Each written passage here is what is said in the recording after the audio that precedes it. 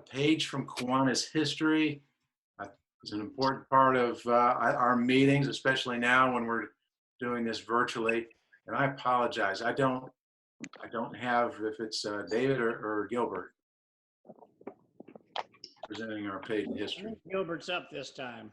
Okay. Gilbert, you don't look like you're social distance over there. Well, I thought the 1898 courthouse didn't go over big, so I changed to being in a Kiwanis meeting with all of you in there. So everybody's there behind me and in the meeting. So it's like being back. I love it. We're still in chapter 1. We're at the end of chapter 1.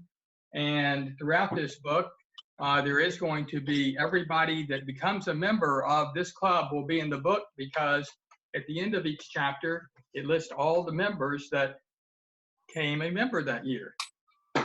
So the inaugural year for the Manatee River Kiwanis Club was impressive, with the induction of the following men as members.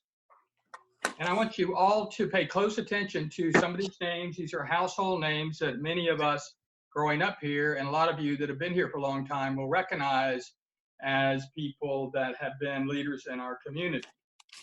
C.L. Baker, Robert M. Bell, L.L. Britt, C.A. Brown, John P. Campbell, P.J. Cross, Warren M. Curry, Whitney Curry, A. Culprit, D.M. Courtney, W.B.S. Critchlow, Edison Curry, A.Q. English, A.H. Flowers, R.R. Fenton, Carrie R. Fish, Everett Patrick Green Sr., Everett Patrick Green Jr., W.D. Griffin, P.J. Hackney, J. Pope Harley, M.M. Harrison, M.O. Harrison, H.D. Hornsey, James A. Howes, W.T. Howes, E.P. Hubble, T.W. Hullinger, J.H. Humphreys, W.L. Campbell, W.S. Kirby, Harry Land, W.U.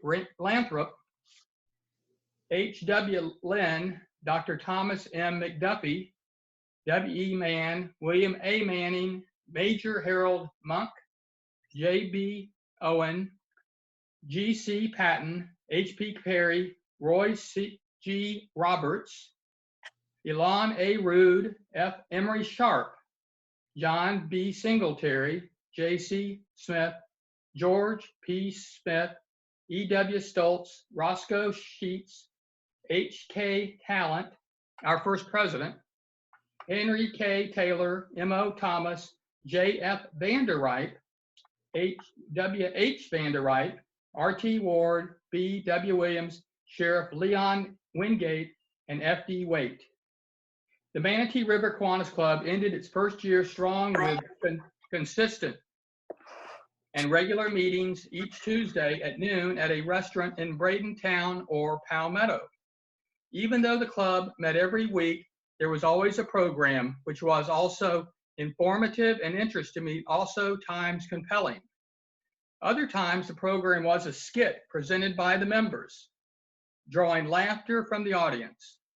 Most importantly, the club established the thoughtful and necessary Christmas charity for the underprivileged children in Manatee County.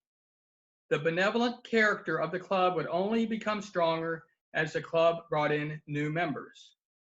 Even though the club was named the Bradentown Kiwanis Club, the members came from the different municipalities in Manatee County except the city of Sarasota. The Sarasota Kiwanis Club was chartered the same year as the club and worked together on various projects. The club continued to attract men who were not only successful leaders in the area, but who had a heart for children and community service. Members of the club were dedicated to changing the world, one child at a time. After the first year, and for many years, the election of officers and directors was contested at a regular meeting near the end of the calendar year. It was an honor to serve as president, and many men sought that position. The men who served as president and in other leadership positions spent a considerable amount of time building the club to be influential because of its involvement in community affairs and its charitable giving. All of this time took these men away from their families and jobs, but times were simpler. There were fewer distractions, and these men had more time to focus on their church, family, and community, as well as the underprivileged and disadvantaged. That concludes chapter 1 or chapter 2, I'm sorry, and we will begin chapter 3 next week. Thanks, Gilbert. Appreciate that. And I guess Janine can head up the skits committee if we want to restart. She likes that. All right. Once we get live again, we'll start up the skits. Maybe bring back the singing. At this point, I want to introduce Christy. Christy's going to introduce our program.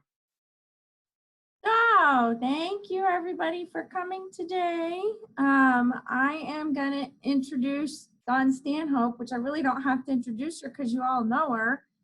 But I will say this, our Youth of the Year at the very last minute found out she had a senior project meeting she had to be at. So of course I said, school's more important, you got to finish it. So we're going to change gears a little bit, and Dawn and Leann are here, and they're going to kind of give us an update about how Youth of the Year went this year, and then tell us what's been going on with Boys and Girls Club. So with no further ado, I'm going to turn it over to Dawn. Thank you, Christy. I really appreciate everybody's flexibility. I think we can all concur that these times call for lots of that, doesn't it? In terms of our day-to-day environment and all of the different things that come along the way. I want to give Leann a moment to speak a little bit about last week's competition, which was on Friday. It was the first time that Boys and Girls Clubs for the state competition had to go to a virtual platform. And like so many others, it was a learning process and something very different from what we would normally experience. But I know she's got some other training to get back to, so I thought I would let her share a little bit about last week's competition, and then I'll talk a little bit more about some of the different things that we've been doing outside of that. So, Leann, turn it over to you. Perfect. Thank you so much, Dawn. Thank you, everyone, for having me here today. I appreciate it. Sandy was not able to make it due to a project for school, so we know that our youth and teens in our community are heavily involved with digital platforms at this time. And so the Youth of the Year program typically happens in person, and the state decided, Alliance decided to move that to a virtual platform. So our youth participated in panel interviews. And so in a Zoom platform, they did their 3-minute speech and then were given quite a few questions about their experience in the club. Sandy represented Manatee County well. She has been a member since kindergarten. She's now 17 and was able to represent well, tell her story of how the clubs have impacted her family. Some of you might remember her brother who had won the Youth of the Year title for Manatee County, Nick. And so his story and her story are fairly similar of how they overcame a large obstacle of losing their mom and younger brother in a terrible car crash quite a few years ago. That's what he claims. So they were able to see each other in a digital platform, which was a little different for Youth of the Year candidates, and try to build community that way. Sandy represented very, very well. We're very proud of her, and she's looking forward to getting back out in the community. She's got some really great ideas of how she can build equity and equality for youth in our community who find themselves in a position where they feel that they cannot succeed specifically in school. So her platform is definitely interesting, very mature for someone of her age. And so we're looking forward to seeing her take the reins and be a leader and a voice and advocate for the youth in our community now. So thank you.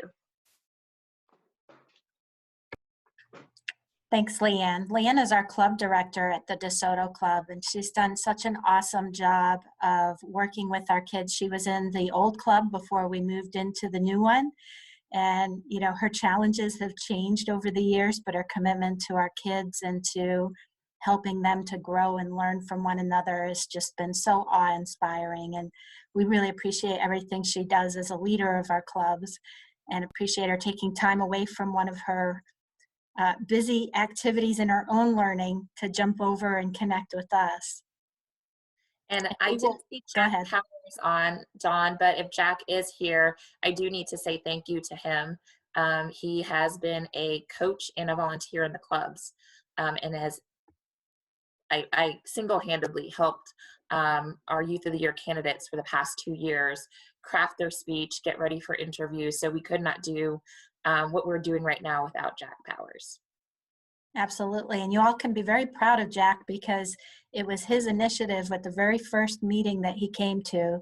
And I happened to sit next to him and talked about what I did. And he got so excited about wanting to work with kids in the community right away that he just jumped right on board as a volunteer and started being such a great mentor to kids. And, you know, the Youth of the Year program was something that was especially exciting for him to be able to coach on and provide that, you know, guidance along the way, and really helped Sandy to develop her ability to speak in front of a crowd, which is one of the biggest fears, as you know, that people have. So for someone at the age of 17 to be able to do that is just amazing. You know, whether it's online or it's in person, it's still those same nerves that get, you know, all bottled up inside of you. So that was awesome. I don't think I saw Jack come on today, but when you all see him again, please thank him for what he's done as a volunteer. And I mean, he comes from the same cloth as all the rest of you all, but you know, we were so excited to have him work in that way. So the finale of the event was that Sarasota County has won the title for our state, and they'll be going on to the Southeast region. So, you know, we explain to people the Boys and Girls Clubs across the country, we're all the same family. We have different checkbooks and a little different schedules and such, but we all, you know, support kids in every community. And to have someone from Sarasota right next door to go to that next level is really exciting for all of us. So you can keep an eye out for Marguerite. I'm sure you'll see some great things come from her as well. But one of the things that I'm sure Leann would also agree is so impressive is the stories that our young people share, and the ability that they have to overcome some really incredible obstacles and to take those and to transform that into something positive to help others. It's just awe-inspiring. It's the kind of good news that we can all use today as much as ever.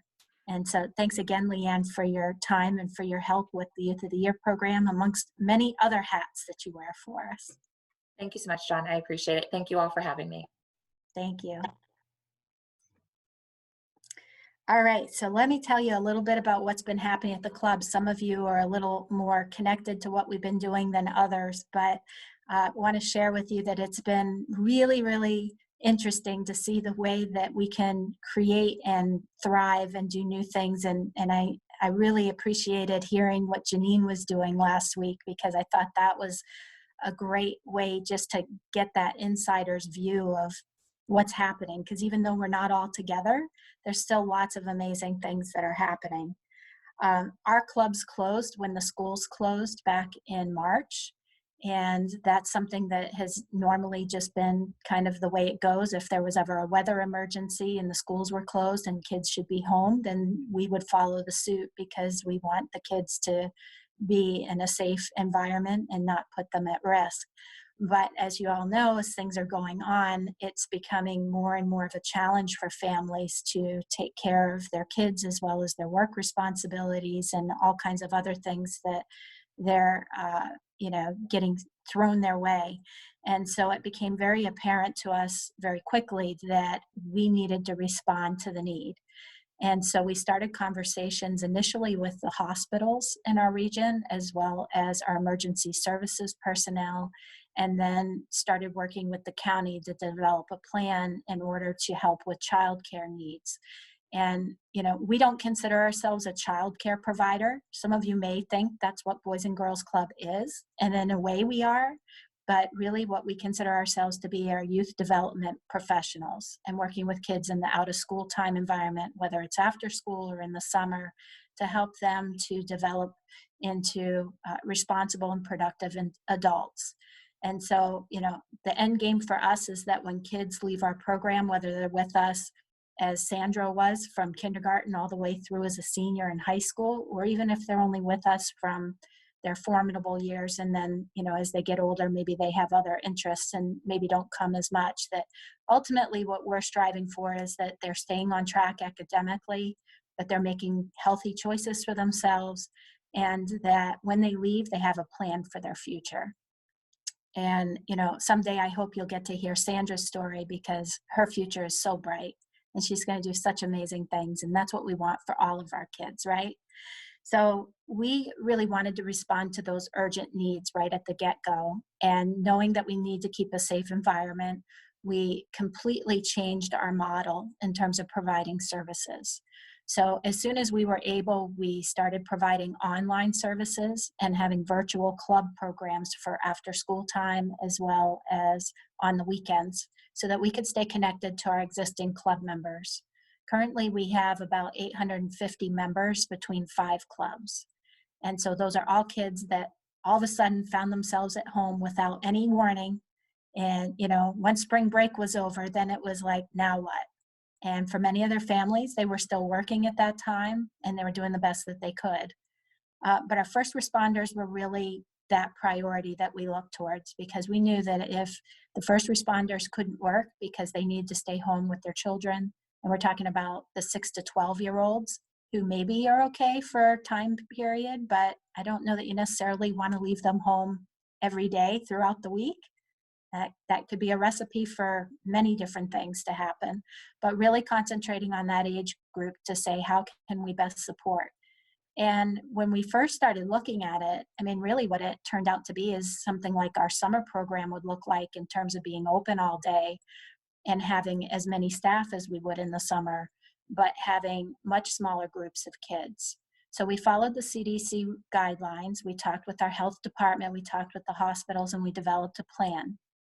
And just about a month ago, we opened an emergency childcare program for first responders and essential healthcare workers. And that goes from 7 in the morning till 6 at night, Monday through Friday. And we talked to several of our community partners who were able to pour some resources into this, including our friends at Bank of America, thank you, Mike, as well as United Way Suncoast, some private partners, and really just kind of getting out into the community and explaining what the needs were. We were able to raise enough money to be able to offer that program free of charge for our community. So I think that's a really big feather in the cap of our community, because not all communities are able to do that same type of response. It was kind of a dynamic of building trust, I would say, with people, and that they didn't know what to expect. You know, when you normally would think of a Boys and Girls Club, and many of you either have come into the clubs or been part of the clubs over the years, you've seen that it's usually pretty busy. There's a lot of kids in there. It's a lot of activity happening. And with all the protocol we had to follow, that it really created some big changes. Kids have to be dropped off at the front door. Families don't come in with them. Everybody has to be screened. They get a temperature check before they come in. There's a questionnaire that needs to be answered. And then the kids come in. So you think about your first or second grader that you're sending off to a Boys and Girls Club, and you may never have used the clubs before, and you're trusting in your community to provide a resource for you because you need to get to work and you need to provide that support. I will tell you that it's because of people like you that have supported us over the years that really helped us to be able to fill that gap. Because parents were a little shy at first about signing up for the program, but once they did, they realized what a tremendous value it was providing. And it's not just the value of having a safe place for your child to be, but it's also that stability and the support of a sense of normalcy in something that's not normal right now. We had to really encourage our staff to take all of these protocols and to just make that part of their daily routine. And even though it feels weird to not give hugs and to, you know, give an air high five and to promote social distancing and having kids, you know, do things in a different manner than they ever have before, they saw the benefits of just being there and just providing that service, and how much it was helping the kids to kind of get out their feelings, so to speak. I mean, one thing that I'll share with you is our art director came up with this great project for the kids, and they are developing a time capsule. And in their time capsule, each week they work on a piece to talk about how they're feeling and what's changed in their world since all of this happened. And maybe draw a picture of something that they're missing that they can't wait to do again. And it's a way to help them process their feelings, but also to reassure them that we're in a particular time that is unprecedented, but it's not going to stay this way forever, right? So, you know, just giving them that environment to be able to learn from one another has been huge, and to really, you know, just promote that self-confidence that they need to navigate their way through. But I will tell you some of the things we're looking towards in the future, and it's been touched upon even in our invocation today by John, is that mental health piece. And that's mental health stability, not only for the adults in our world, but also for our kids. And, you know, while we're all in this together, everybody's experiencing things in different ways. So when we're doing our virtual programming, a large part of that is really on that emotional stability and the social piece that's missing, and acknowledging where kids are and how they're feeling now, but encouraging them to find ways to express that in a positive and healthy way so that they don't feel isolated. You know, and for those of you that have been working this whole time and you've been getting on all these calls, I'm sure at the end of the day, you're zoomed out, right? But this is the way we're connecting for now. You know, it's kind of dealing with what you have at the moment. Another thing that we've been doing in the clubs is really working in partnership with our food bank and our school district to provide meals to families. So while we may not be able to have as many kids in the clubs, we're still serving families in a bigger way than ever. Just to give you an idea of numbers, we have 2 food distribution sites, one at the DeSoto Club and one at Palmetto at the elementary school.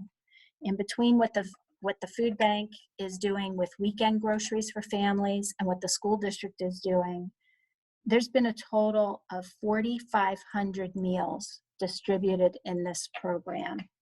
And, you know, it breaks down to an average of 650 breakfasts and lunches, individual breakfasts and lunches going out, as well as groceries for a family of 5 to get them through a weekend.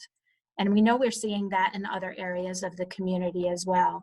But one of the things we thought would be really helpful during this period is to add in some activity kits. So when the kids are getting burned out off the computer, who thought we'd ever be saying that, right? How many times have we said to kids, let's limit their on-screen time? And now it's like, that's the world. But to give them some things they can do as a family, just using household items that they would have readily available, and to, you know, promote some different things they can do as a family with all age groups of kids. We're starting to hand those out now with the food distribution so that parents have something that they can look forward to with their kids. And whether they work on it independently or as a family, they're looking forward to getting those packets every week. And so I'd say one of the benefits, if we're finding the silver linings in all of this, is that the ways that we're connecting with people have increased in so many variety of options, and really getting people to be creative about how they do their work. And, you know, also reaching out to people individually and ensuring that they're okay. We have our staff making wellness checks by calling up families and just checking in to say, how's it going? You know, are you having any struggles with the technology that you're utilizing? How are your kids doing on getting a routine and adapting to all these changes? Are there any resources that you're in need of? And I think people just really appreciate having somebody reach out to them. They're very understanding, as much as I'm sure there's a lot of frustration on what they can get and what they need. But, you know, it's just that person-to-person connection that I think is so valuable right now more than ever. And by encouraging people to continue to reach out, I think is huge, not just in what we're doing, but pretty much in any industry. There was a question about the activity kits and what something like that might look like. It really changes from week to week. We have a team of staff that pull those together. But one of the things that I saw is they were making boats out of aluminum foil. And then they were asking them to put coins in them and to see how many coins they could put in and different values of coins before the boat would sink. And then they'd explain a little bit more about what they were doing and why it would have different effects. And it's just a really neat way for the kids to use on-hand items and do something that's a little different, a little fun. It's not on the computer. It's something that they can, do in their family. I think one of the other things that we're really concerned about, besides the mental health piece, is what the academic slide is going to be. And I know we're not the only organization looking at this, and obviously our school district has those same concerns. And so we had a conversation last week with the superintendent about what the new school year might look like. And I would tell you that one of the things all of us are really struggling with is nobody's got the crystal ball, right? Nobody knows exactly what's going to happen when, and we make the best plans we can with the information at hand. But we also know we have to remain flexible because things are going to change. And we want to be able to adapt when those things happen. But one of the considerations is the idea of a blended school program. There might be days where kids are going to school on different days and not going 5 days a week. So, when we look at that, then we have to determine, okay, well, what happens on the days they're not in school?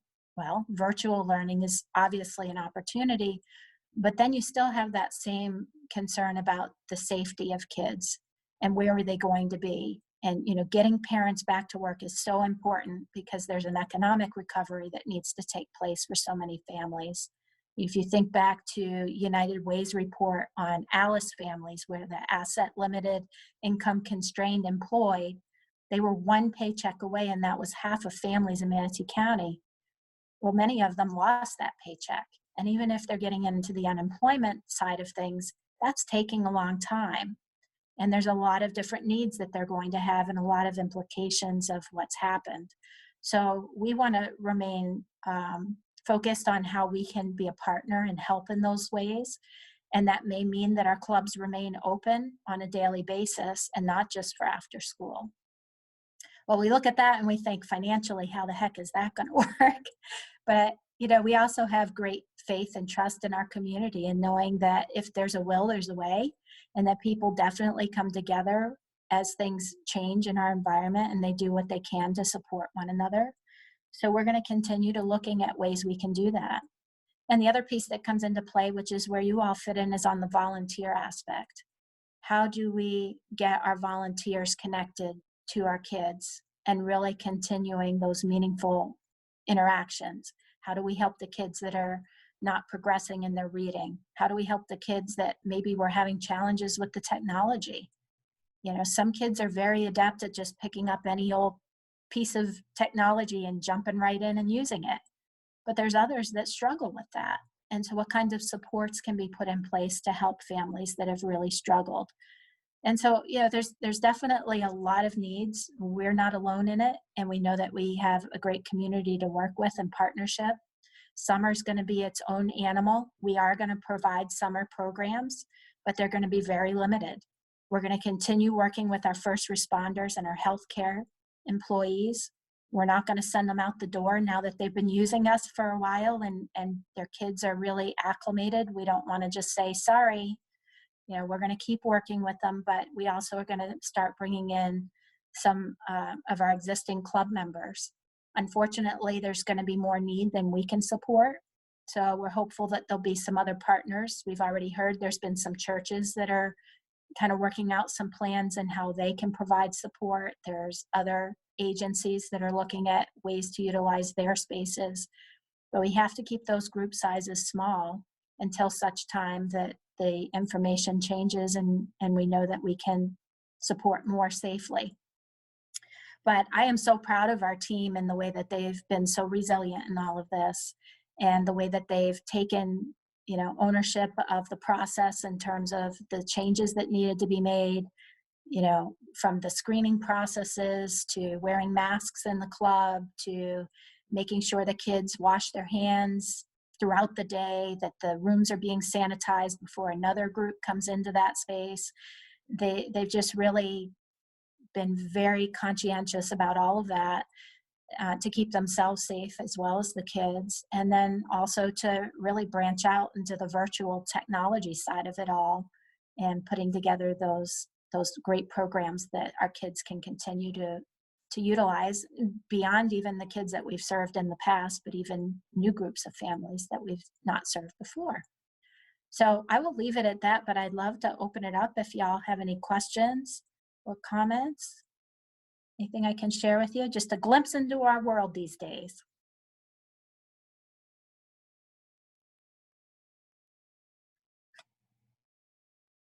Oh, I will tell you about a fun thing we have coming up. And if anyone's interested in joining, we may have some slots open for seating, but we are doing a virtual talent show.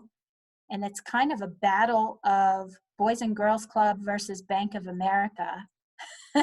And this wasn't Mike's idea, but I'm wondering if Mike signed up as a performer. I'd be really excited to know what his talent is. Anyway, that's something we're going to be hosting soon. So if anyone's interested in watching that, it will be our first ever attempt at doing a talent show online. Send me an email and I'll get you the details on that if you want to join in. But so Dawn, I had a question. go ahead, Brett. With the challenges of the COVID-19 and everything you're trying to do, how do you see volunteers fitting into this now? Yeah, our first step is really to keep volunteer activity to a virtual platform. We have a new volunteer coordinator who's extremely tech savvy, thank the Lord. And he's really working that through. It's a little different for our model versus something like Big Brothers, Big Sisters, for example, because our Big Brothers and Big Sisters friends are one-to-one mentoring. And I'm a big sister myself, and obviously we've had a great partnership with them that Kiwanis has helped develop. But when it comes to the Boys and Girls Club programming, we do not allow one-on-one contact, adult to child. Everything has to be done in a group setting. So one of the things that he's developing is a platform for volunteers to be able to connect in with a group of kids. And all of that would be monitored. So it would be similar to what we're doing now, but maybe with some chat rooms, but the chat rooms would be monitored by somebody. Might be something like the chamber, if any of you have been to the recent chamber coffee clubs, they've done something similar to that where they'll split you up into groups with a chamber employee. So those are some of the ways that we're looking at to involve our volunteers and keep them connected to the kids. But right now, we're not having any volunteers come on site to do any programming because we're really trying to limit the exposure for the kids and for the staff. Thank you for asking, Brett. Any other questions?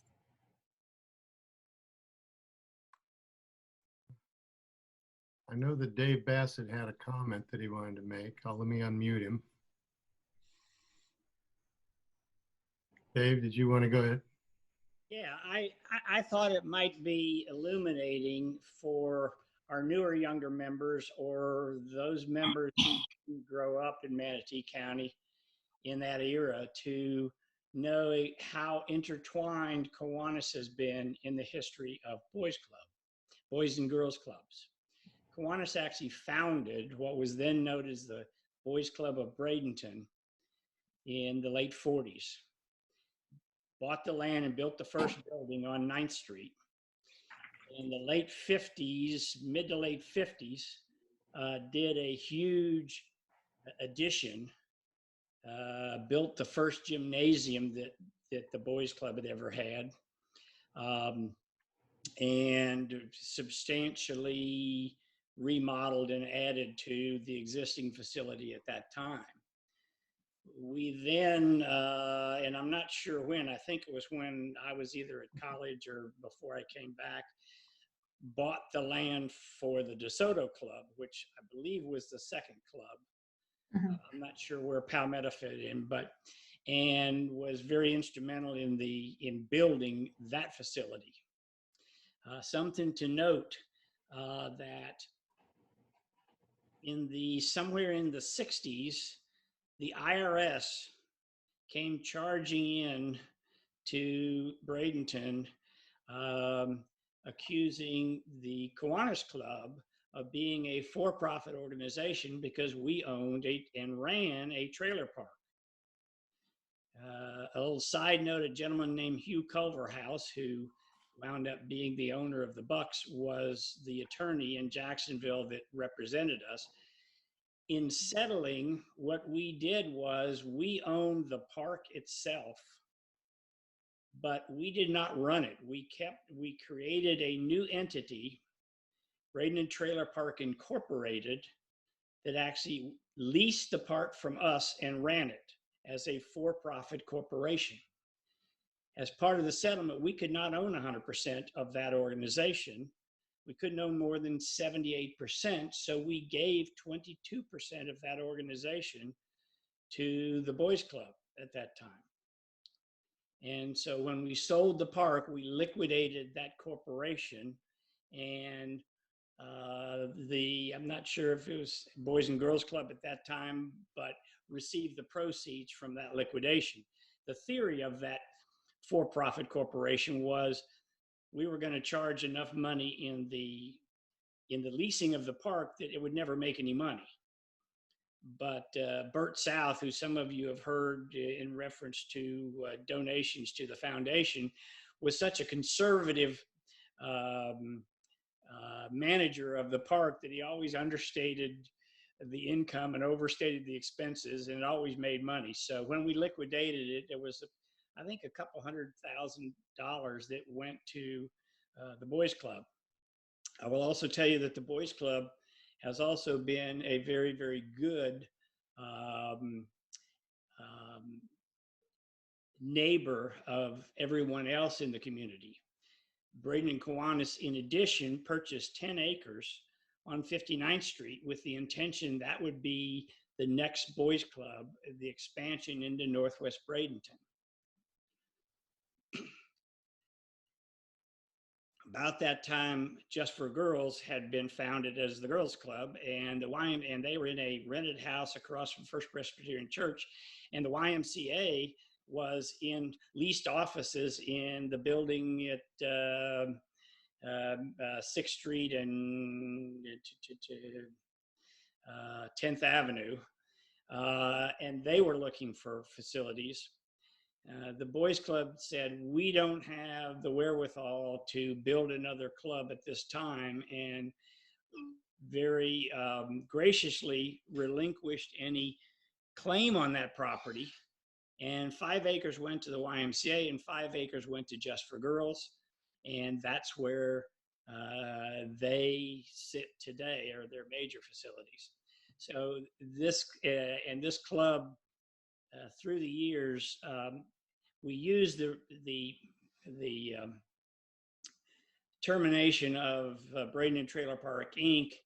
to help launch Boys and Girls Club more independent of our club. Prior to that time, we did a significant amount of our money to their operating budget every year.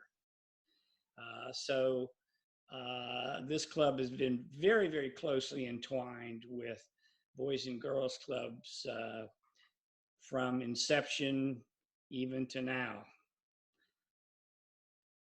Absolutely. Gilbert, our historian, if I've made any errors, that's all from memory. So if I've made any errors, please correct me. Yeah, next year, Dave, will be our 75th anniversary of the Boys and Girls Club. And I mean, it's just really amazing that the Kiwanis Club was the founding entity, you know, and to think about all of the thousands of kids and multi-generations and many of our members who have been involved over the years in various capacities. It's awesome to think about. And again, that's where I think it comes back to that trust factor. And that's something that can't be understated. You know, there's so many wonderful things that happen in our community, but if you don't have the trust of the community, then it doesn't matter what you're doing, right? We really have to have that trust and belief in one another and support for one another. And I believe every single executive director since inception has been a member of this club.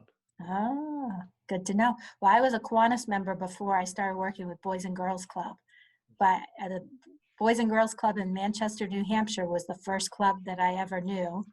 And it was through Kiwanis Club up there that I got connected because they were doing a service project where they were bringing kids out to teach them how to fish. And I said, why don't you come out and work with us on this project? And back then I didn't mind holding worms and baiting hooks, and grew up with that with my grandpa. Today might be a different story, but back then it was a lot of fun, and I loved the kids of the club. I became a donor and a volunteer there and worked for other nonprofits before moving down here. But it was pretty awesome to be able to connect with this club on multiple levels. And, you know, in my mind, it's hard to separate the two because there is such great synergy between the organizations. Well, you mentioned the 75th anniversary, so it's interesting to note that Kiwanis took on this significant endeavor towards the end of its first quarter of its almost century in existence. So we wish Boys and Girls Club all the success in the world, and you've been a great asset to the community and continue to be so. Well, thank you. And I look forward to y'all getting to meet our Youth of the Year. We will get her back another time because she was pretty stressed out this morning, but I told Leann, absolutely tell her to do what she needs to for school. That's got to be her priority right now. And we'll get her back another time. And if any of you want to see Mike McCoy in the talent show, Kids Against Bank of America, you just let me know. We'll get you over there. I also want to give a shout out. I see Mary on here, and we're really excited with our RBI program. And you would think that all sports are off right now, but I know her team has been working really closely with our program services director, and they're coming up with some awesome ways to engage our kids in the love of baseball, which if you go back to the root of the club, when it started as the boys club, it was the organized sports that were missing from schools. There were no organized sports, and a large part of it was to give boys that opportunity to learn different sports, and baseball's been a huge part of our history, and our partnership with Major League Baseball and the Pirates has been phenomenal. And so it's another way that we all kind of intertwine and work together, and I can't wait to hear how the kids' experiences, especially working with MLB coaches and learning their skills. I think that's awesome. So lots more to come. I gave you your voice, Mary. You can answer. Oh, okay. Yeah, so we're going to be working on figuring out a way to have our coaches film videos for the kids so that they can utilize them while they're at the club. Camilla and I have been working together, and she was telling me that it would basically be 9 kids and 1 volunteer to make sure that they're staying under that 10-person minimum or maximum. Can't have over 10 people. So basically we would provide equipment for them, and then we would be providing videos for them, and our coaches would be filming them on like pitching, catching, base running, all different kinds of different types of baseball instruction that they would need. Good. That's awesome. Well, thank you guys so much for the opportunity to catch you up a little bit on what's going on. Yeah. Well, thank you for being able to step in.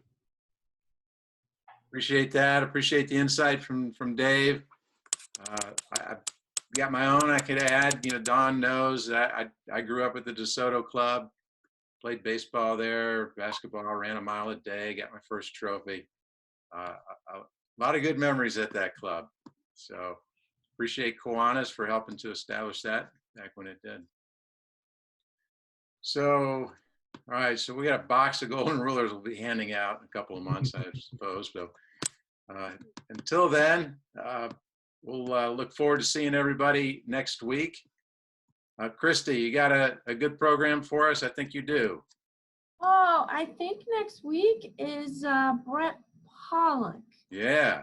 Unless something happens. No more emergencies. I thought it was the sheriff this week. I have learned what the word flexibility means.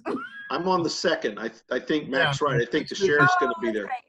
Okay. Next week is the sheriff's office. Right. That's what I thought.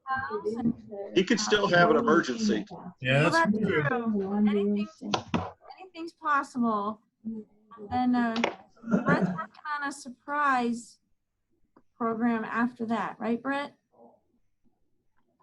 Awesome. That's news to me. Oh, just kidding. Okay. That's funny. So we have some good programs lined up, and Gilbert's working on one too. So we're starting to really get into a rhythm of getting good programs in here. Beautiful. Well, appreciate everybody being here. Again, if you have any thoughts or comments, just send us an email or make a call, text, whatever.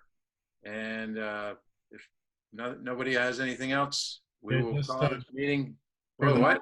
for those folks like Jim who just walked in, or Zentera, that you missed the bulk of it, you can always go back. I'm recording most of the meetings, the better part of them, and putting them up on YouTube so you can go back and review them again. We're sharing with other people. All right, Mac, hit that bell. Have a good day.